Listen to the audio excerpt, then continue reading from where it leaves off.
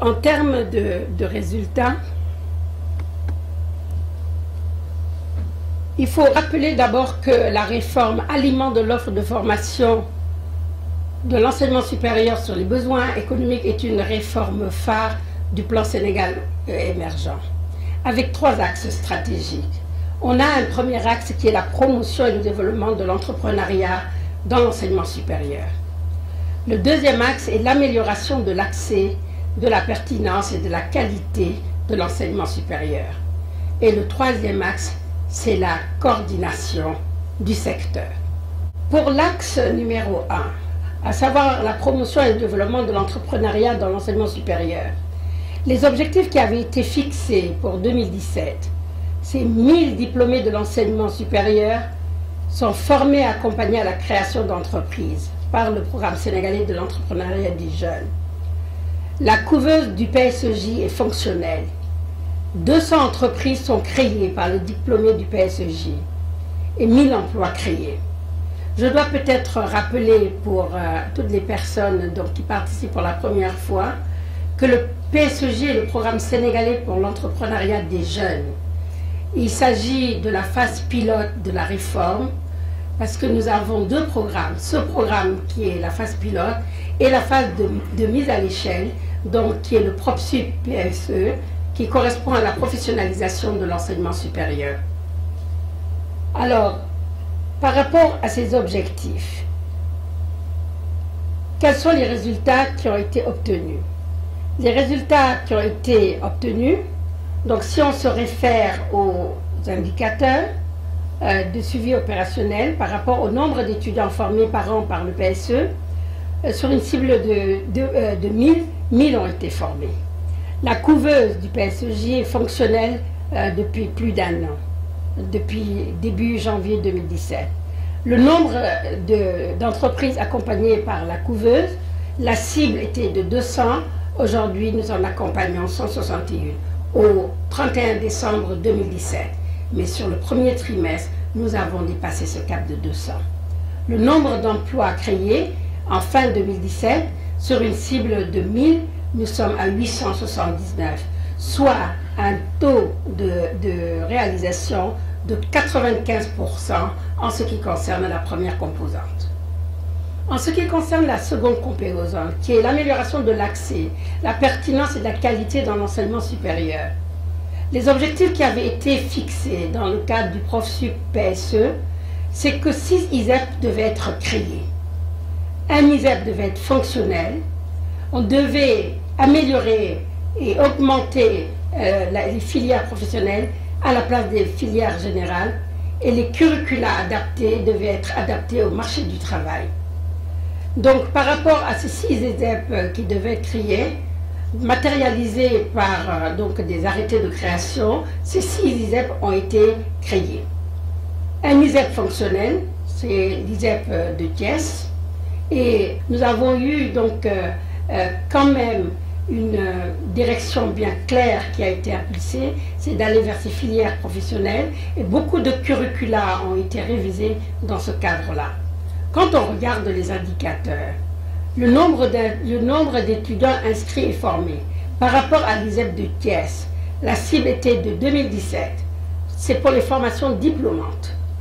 Et en valeur absolue, c'est 263 qui ont été formés en 2017 en ce qui concerne les formations diplômantes, qui ne tiennent pas compte d'autres formations qui sont des formations de courte durée et qui sont comptabilisées dans le cadre qui seront comptabilisées dans le cadre de l'année 2018. Par rapport au pourcentage de curricula révisés, on s'était fixé sur 396 curricula qui devaient être révisés. 64% ont déjà été révisés dès la première année. En termes de qualité, l'indicateur qui a été choisi, c'est le nombre d'établissements utilisant le référentiel d'évaluation.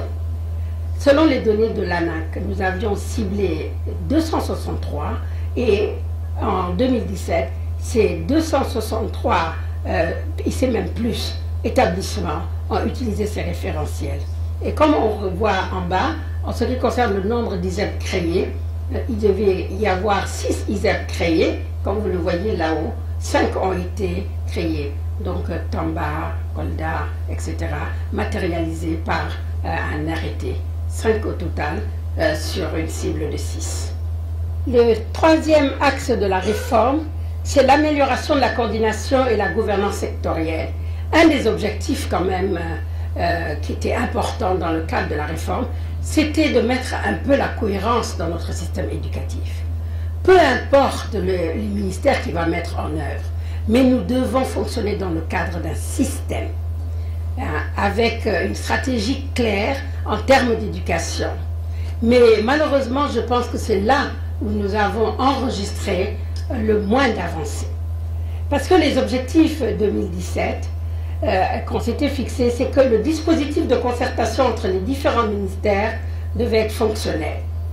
Le répertoire de formation devait être disponible, donc depuis le primaire jusqu'à l'enseignement supérieur. Un système national de qualification professionnelle devait être adopté. Les passerelles entre les différents ordres d'enseignement devaient être fonctionnelles et un système de suivi de l'insertion des diplômés devait être opérationnel. Le système de l'éducation et de la formation devait être opérationnel. Quand on regarde cet axe, on se rend compte que le taux réalisé n'est que de 35%. On est loin des objectifs qui ont été fixés. Ce qui fait que, en termes d'indicateurs de suivi, on se rend compte que le cadre de concertation n'est pas là. Il devait être matérialisé par un arrêté primatorial. Il n'est pas là. Le nombre de réunions tenues était un indicateur également. Comme le cadre n'est pas là, je pense qu'aucune réunion ne s'est tenue non plus. Des textes réglementaires portant création du cadre de concertation du système national de qualification professionnelle devaient être adoptés. Nous avons beaucoup travaillé sur l'élaboration de ces systèmes nationaux. Et donc, on peut dire qu'on a avancé à 20%, mais il reste 80% à réaliser, puisque des textes réglementaires doivent être pris. Toujours dans ces indicateurs, le pourcentage de bacheliers inscrits dans une des 3 premières filières de leur choix devait être rapporté. Nous n'avons pas pu accéder à ces informations, bien que Campus N dispose de ces informations. Mais ces informations n'ont pas été publiées et ne sont pas disponibles. Nous avons eu à discuter avec le boss, nous avons tenté également d'avoir les informations, mais nous n'avons pas pu les avoir. C'est pour ça que vous voyez ici non déterminé. Donc dans la réforme, il était prévu un guichet unique. C'est-à-dire qu'on se rend compte qu'il y a beaucoup de formations dans les ministères sectoriels, que ce soit le ministère de la Pêche, que ce soit le ministère de l'Agriculture, etc.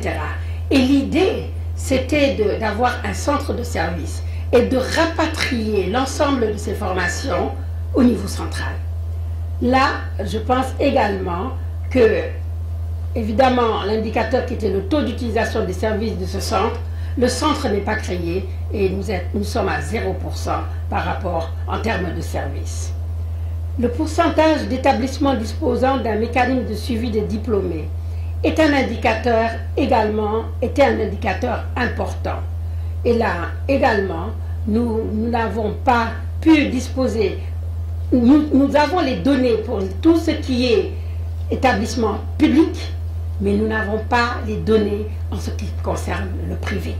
Ce qui fait que pour cette réforme, pour cet axe, nous sommes à un taux de réalisation de 35%. Si on devait résumer toutes les réalisations en termes, dans le cadre de l'alignement, de l'ordre de formation, de l'enseignement supérieur sur les besoins de l'économie, en ce qui concerne les principales réalisations et avancées, en termes de promotion et développement de l'entrepreneuriat, 97 entreprises ont été créées. Je pense que ces performances sont à saluer parce que 97 entreprises créées en une année, je pense que quand même c'est un record. 64 entreprises sont en activité, 44 entreprises sont actuellement accompagnées et évidemment à travers un incubateur aux standards internationaux dont on est très fiers et nous voulons inviter tous ceux qui n'ont pas encore visité cet incubateur, venir visiter cet incubateur. Et au total, là aussi, et de manière chiffrée et vérifiable et traçable, nous avons créé dans le cadre de ce programme 862 emplois. Ce sont des emplois créés par les entrepreneurs et plus 17 qui ont été créés dans le cadre du programme sénégalais pour l'entrepreneuriat des jeunes. En termes de réalisation par rapport à la pertinence et à l'alignement sur les besoins économiques, l'action remarquable, je pense que ça a été la révision des curricula pour pouvoir les aligner aux besoins de l'économie. Plus de 250 curricula ont été révisés ou sont nouveaux pour l'année 2017, alors qu'on sait qu'en 2016, lorsque nous avons fait une première revue, il n'y avait que 108 curricula qui étaient révisés. Cela veut dire que la réforme vraiment est entrée dans sa phase active, parce que je pense que la mise à l'échelle consistera essentiellement à réviser les curricula et à les aligner sur les besoins économiques. Alors, tout n'est pas bon. Je pense qu'il faut dire les choses telles qu'elles sont. Il y a eu quand même des problèmes, un certain nombre de contraintes. Ces problèmes principaux, c'était la disponibilité des moyens à temps opportun. Il faut dire que bon, c'est un problème persistant.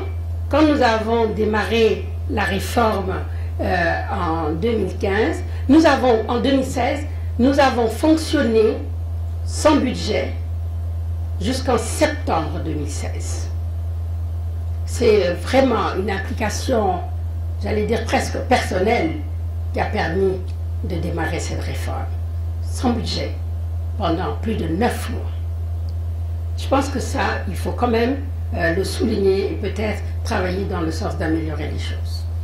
Aujourd'hui encore, bon, ce problème dure, puisque on est au mois d'avril et le budget n'est pas encore en place. J'espère que le ministère de l'économie et des finances pourra m'entendre. Et évidemment, l'enjeu est majeur, parce que mission égale moyen. Quand on n'a pas les moyens, je me dis la décence veut qu'on ne demande pas de résultats. La deuxième chose, c'est que les budgets sont très très contraints, en tout cas dans le cadre de ce programme. Vous allez voir le bilan financier qu'on va vous présenter. Je suis particulièrement impressionnée quand j'entends au niveau de beaucoup de programmes parler de milliards. Je me dis, bon, on a un maigre budget. Parce que nous essayons de faire quand même un budget de vérité pour pouvoir mener à bien les activités, mais de manière extrêmement efficiente. Les procédures de passation de marché sont également des contraintes. Je sais que ce n'est pas spécifique à ce programme, hein. Tout le monde vit la même chose, mais je pense que ça peut réellement poser des problèmes et restreindre les résultats, alors qu'on aurait pu faire beaucoup mieux si on pouvait, entre guillemets, échapper à ces procédures de passation de marché. Et évidemment, ce qui risque de plomber cette réforme, si l'enseignement supérieur réussit ces réformes, que la formation technique et professionnelle ne réussit pas, ou que l'éducation ne réussit pas, et qu'il n'y a aucune articulation dans le système, nous aurons tous échoué.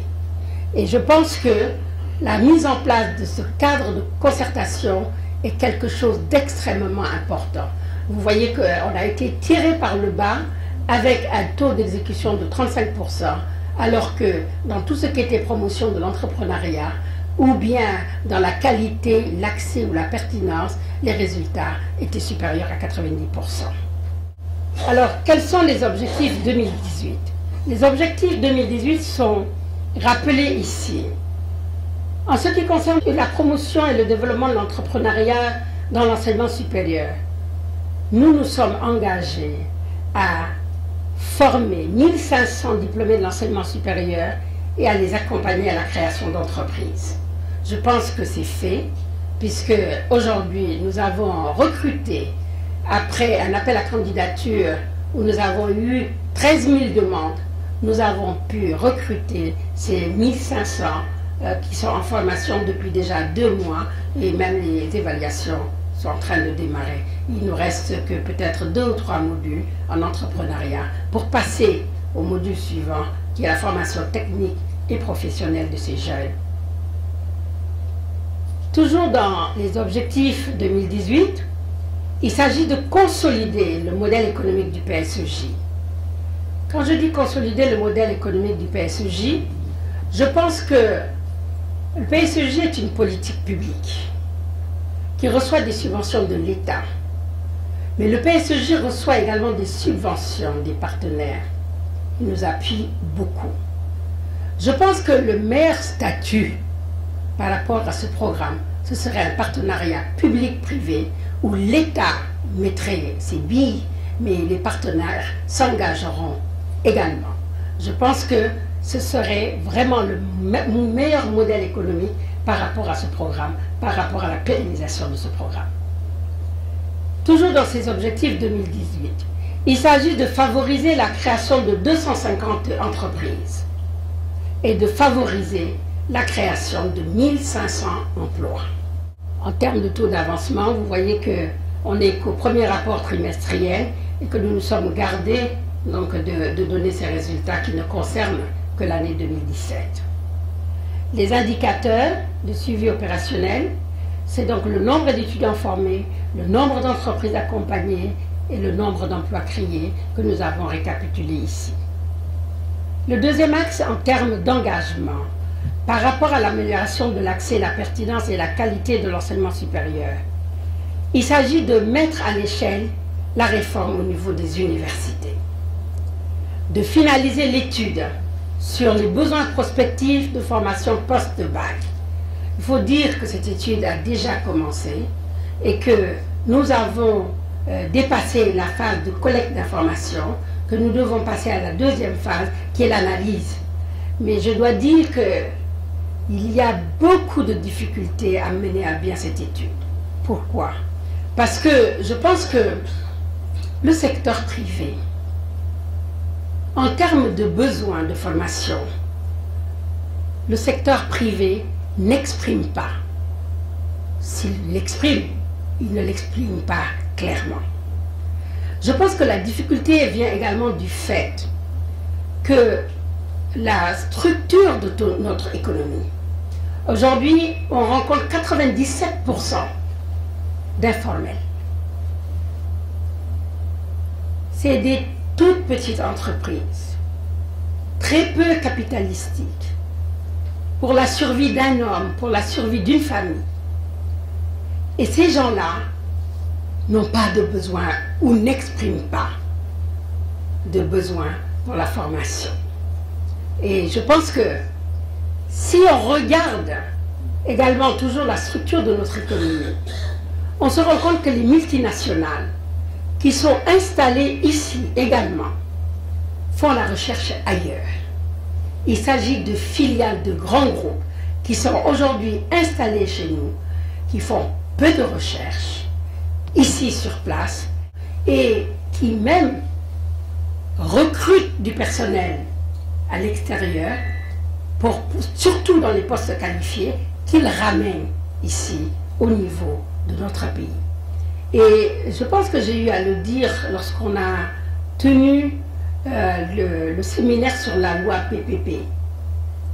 Mais personnellement, j'étais ahurie de voir qu'ils avaient toute liberté, et c'est nos textes, toute liberté à recruter qui ils veulent. Il n'y a pas de préférence nationale, il n'y a pas d'exigence, il y a soi-disant un quota, mais c'est par rapport au capital, rien sur les ressources humaines. Je pense qu'il nous faut faire des efforts et qu'il nous faut regarder de près ces textes réglementaires qui ne sont pas en faveur de notre pays.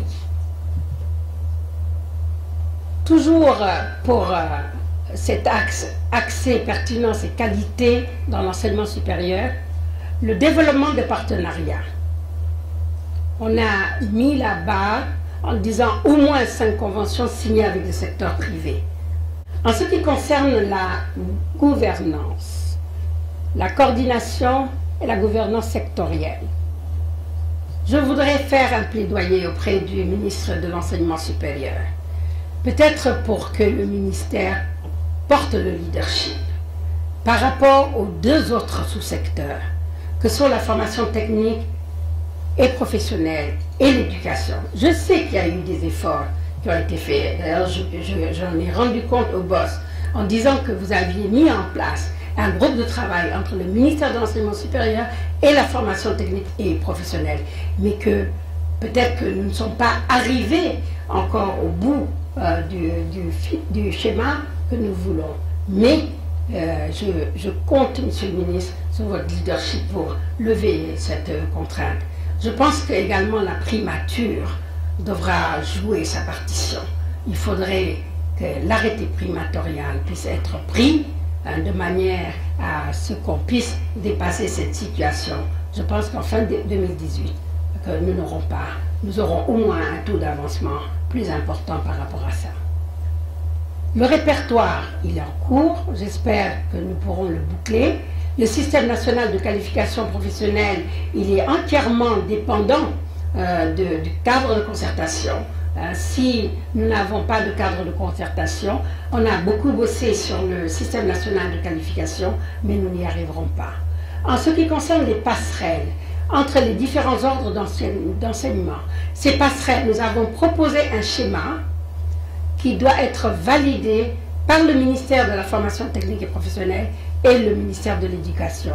Mais le schéma est disponible aujourd'hui, peut être partagé lors d'un atelier et validé si toutes les parties prenantes y mettent de la volonté. Un système de suivi de l'insertion de diplômés du système d'éducation et de formation doit être opérationnel. Je pense que le ministère de l'Enseignement supérieur est en train de faire ce qu'il faut au niveau des universités pour avoir un suivi des diplômés de l'enseignement supérieur. L'idée, c'est d'arriver à un observatoire de ces diplômés de l'enseignement supérieur.